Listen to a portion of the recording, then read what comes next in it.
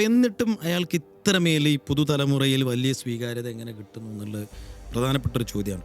എനിക്ക് തോന്നുന്നു അയാളുടെ ഒരു തലപ്പൊക്കം, പെനാൽറ്റി ബോക്സിൽ അയാളുടെ ഒരു ഡോമിനേഷൻ, പിന്നെ ആ ഓറ, അയാളുടെ ഒരു സെലിബ്രേഷൻ സ്റ്റൈല്, ഒരു സെലിബ്രേഷൻ സ്റ്റൈലാവുന്നു എനിക്ക് ഈ പിള്ളേരെ കുറേ കൂടി ഇൻഫ്ലുവൻസ്ഡ്. അയാളുടെ സൂവും എന്ന് വെച്ചാൽ ഫുട്ബോൾ ഹിസ്റ്ററിയിൽ തന്നെ ഒരു പക്ഷെ അത്രയും ആഘോഷിക്കപ്പെട്ട ഒരു സെലിബ്രേഷൻ സ്റ്റൈൽ ഉണ്ടാവില്ല അല്ലേ. ഒരുപാട് എംബാപ്പയ്ക്കും മെസ്സിക്കും ഒക്കെ അവരുടേതായ സ്റ്റൈൽ ഓഫ് സെലിബ്രേഷൻ ഉണ്ട്. പക്ഷേ ക്രിസ്ത്യാനോയോളം ആ സ്റ്റൈലോളം സെലിബ്രേറ്റ് ചെയ്യപ്പെട്ട ഒരു സംഗതി ഉണ്ടാവില്ല എന്ന് എനിക്ക് തോന്നുന്നത്. പിന്നെ അയാളുടെ ഒരു ഈ ഓറക്കപ്പുറത്തേക്ക് അയാളുടെ ഒരു അത്ലറ്റിക് ഒരു ഡൈനാമിക്സ്, പിന്നെ പുള്ളിയുടെ നമ്മൾ ഈ അയാളുടെ പ്രചോദിതമായ കുറേ കാര്യങ്ങൾ, അയാൾ ഒരു കാര്യം ഉദ്ദേശിച്ചു കഴിഞ്ഞാൽ അതിനു വേണ്ടി നിരന്തരം പരിശ്രമിക്കുന്ന ഒരാളാണ്. ഒരു മെസ്സേജ് കൊടുക്കുന്നുണ്ടല്ലേ ഔട്ട് ഓഫ് ഫുട്ബോൾ. അതെ അതെ.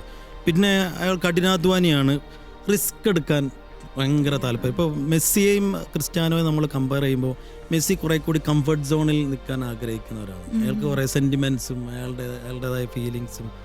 പക്ഷെ ക്രിസ്ത്യാനോ അങ്ങനല്ല. ക്രിസ്ത്യാനോ കഠിനാധ്വാനിയാണ്, റിസ്ക് എടുക്കാൻ ഭയങ്കര താല്പര്യമുള്ള ഒരാളാണ്.